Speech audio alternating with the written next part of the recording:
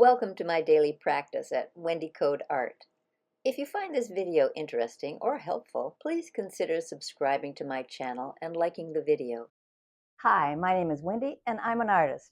I've been an artist my whole life and I am excited to invite you into my studio and show you my art practice. Today I am, I'm just looking at the work that I did yesterday. On the back wall, I had some pretty vibrant paintings, and I felt that they were missing something, and I covered most of them with just a white wash, really. And I'm loving them. I'm not sure. Actually, I came in after that, and I put in some solid colors. Well, not solid colors, on the squeegee. Everything kind of gets mixed up on the squeegee. And the same thing happened on this side of the room, the studio as well. And I tried a couple of different things.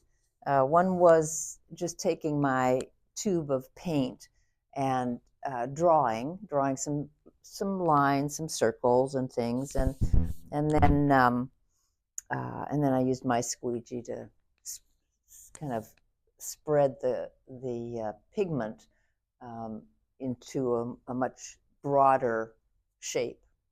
And then I waited for the paint to dry, and I have to say I'm very pleased with how they look today.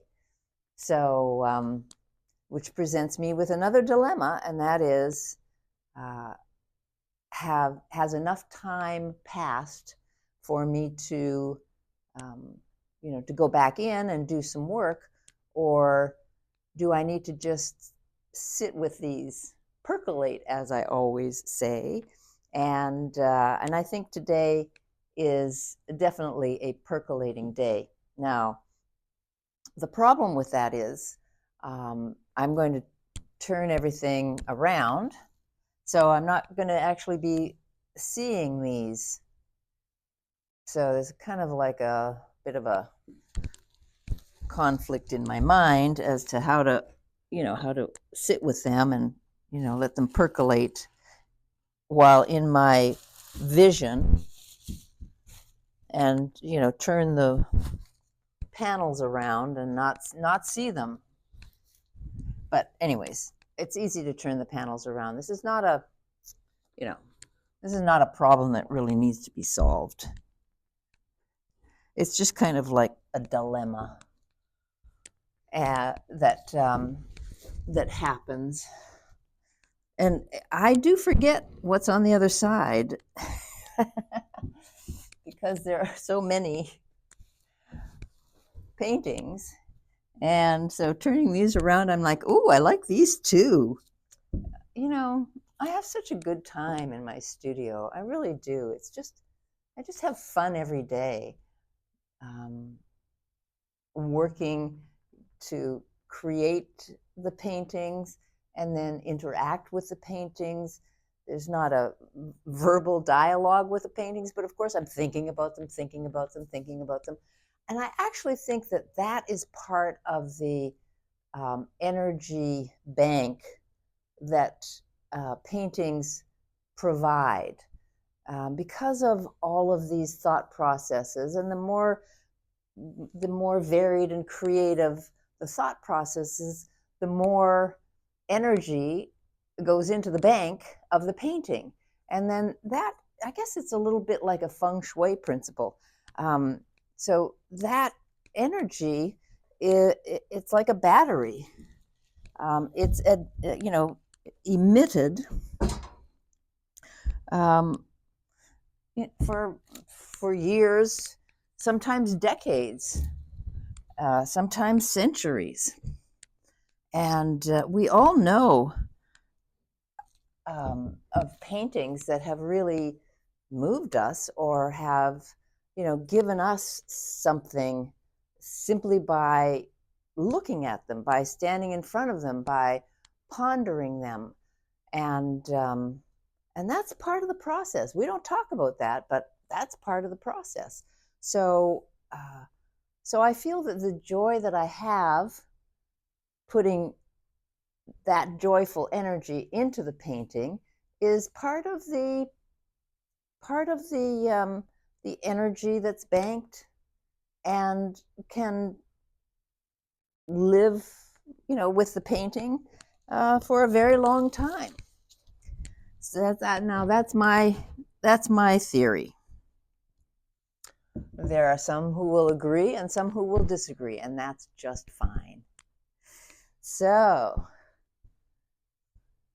now I'm liking these paintings too, but it's early in the day, so let's just see what I want to do. And the other thing is, I finished my small paintings on this table,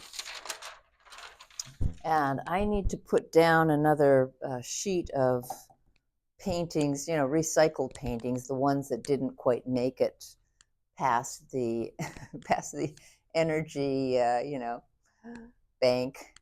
And I think I'll do that at another time. But I am going to paint on the far wall there. I can see that these paintings they're looking good. They're coming along. I could stop on the maps. Maybe I will. I've been tending to add a lot more, but just these few shapes and lines, they're so light and lyrical almost. It doesn't take a lot of paint or color or shape to really kind of get a momentum. And of course, there's already a momentum. They're maps, they're or it's text. There's already something there, quite wonderful. Well, let me get some paint on my squeegee and see. I always change my mind once I get paint on my squeegee, or so it seems. So I think for the maps, okay, I am going to do a little bit on the maps. Oh, I don't know. There's always another map. Well, actually, that's not true because atlases are quite finite.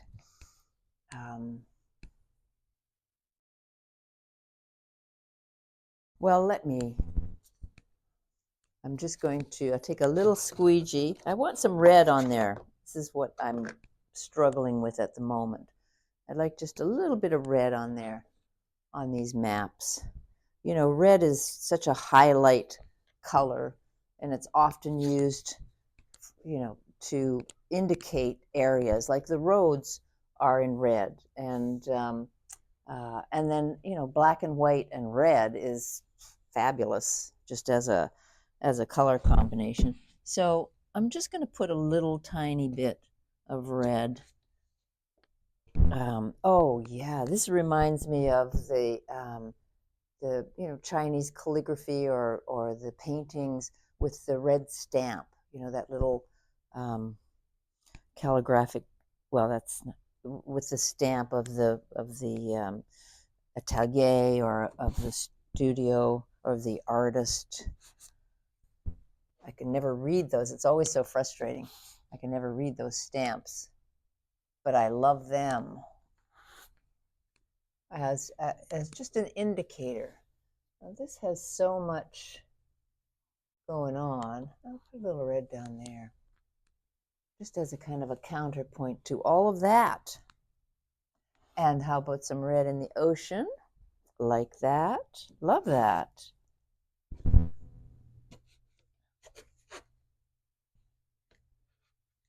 And just at the bottom, there's plenty of red here.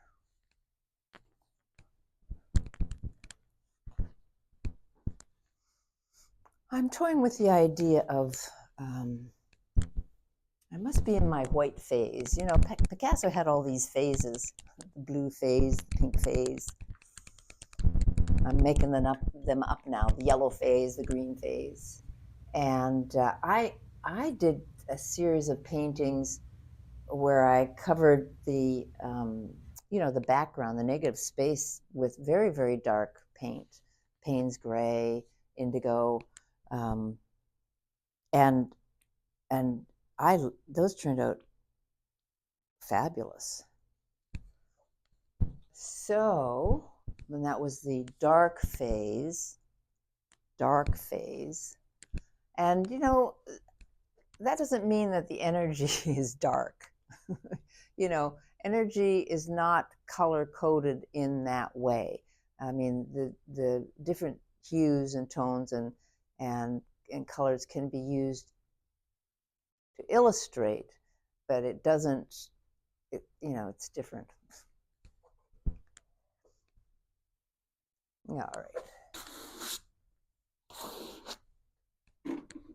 And I don't mean to say that you have to be, happy when you paint. You can be the Edgar Allan Poe of painting. Um, he might have been a happy guy. I don't know. There is something for everyone, something that will bring out, an energy, a contemplative connection, communication.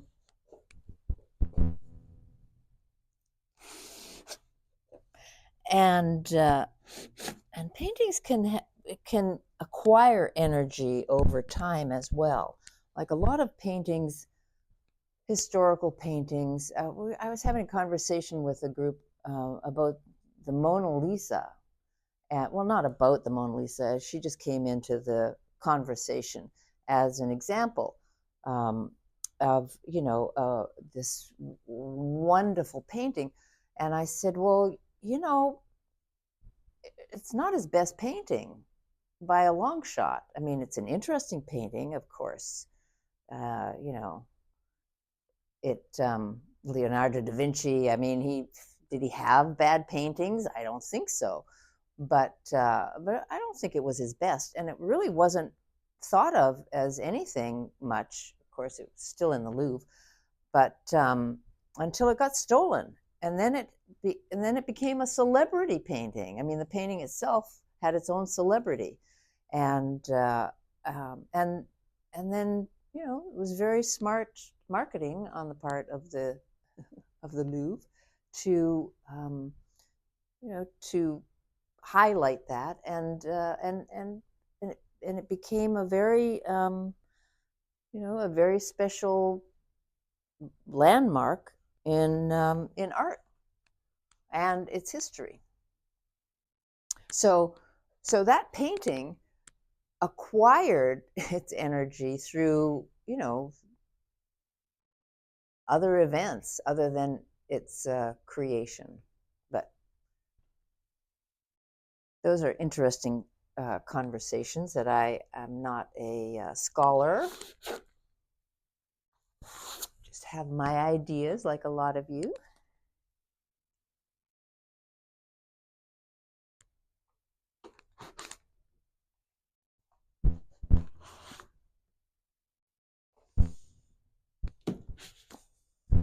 All right, well, I really should keep going. I'm going to keep going. I was going to say, I was going to stop, but I don't, I don't think these paintings are where they can be. So why not keep going?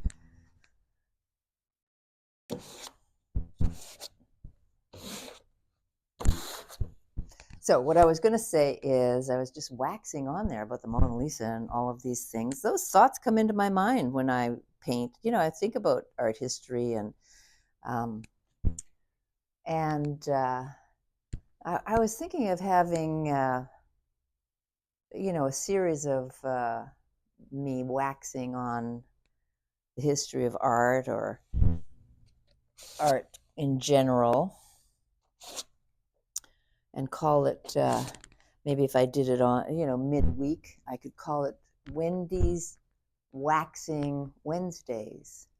What do you think? Is there a certain ring to that? Wendy's Waxing Wednesdays.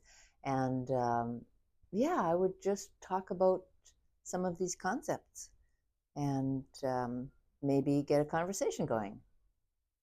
I'll think about it. Let me know. Let me know if you like the idea.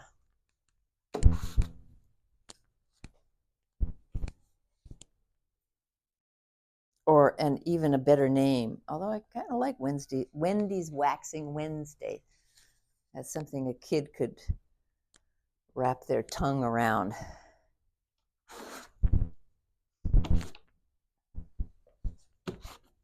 Ooh, that was a brave move on my part. I like that shape there, and I just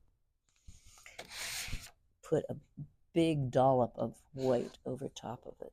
Oh, and look at that.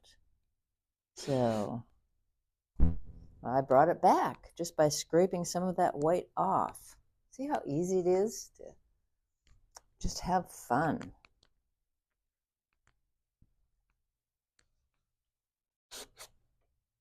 I mean, this is serious fun. I'm not diminishing the effort that I or anyone else who makes art. But it, and there's a lot of times where I'm really torn, and it's uncomfortable. It's very uncomfortable to have something that you like and then have to think about changing it because it's not quite there.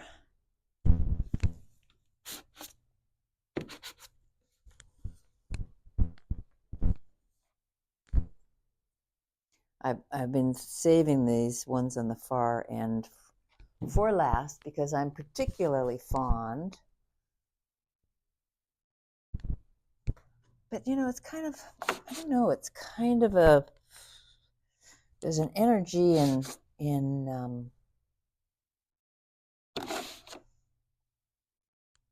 going back with the uncertainty, into taking action in spite of uncertainty, in the face of uncertainty. Whoa, that's I think that's going to be my end point today. That's a pretty powerful concept for me today. Taking action in the face of uncertainty. I've always said that art is like life, and a lot of the principles of art are the same ones that we can and do and should utilize in our lives.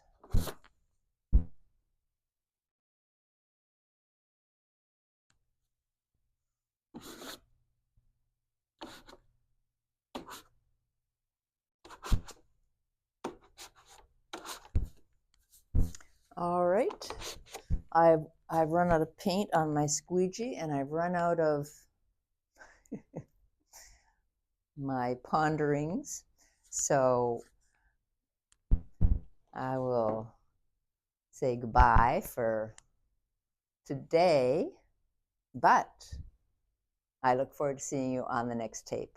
And don't forget now, go make art. So I'm so happy that you are joining me today, and maybe other days too. I'll take you through my day-to-day as an artist, and I look forward to seeing you on the next tape.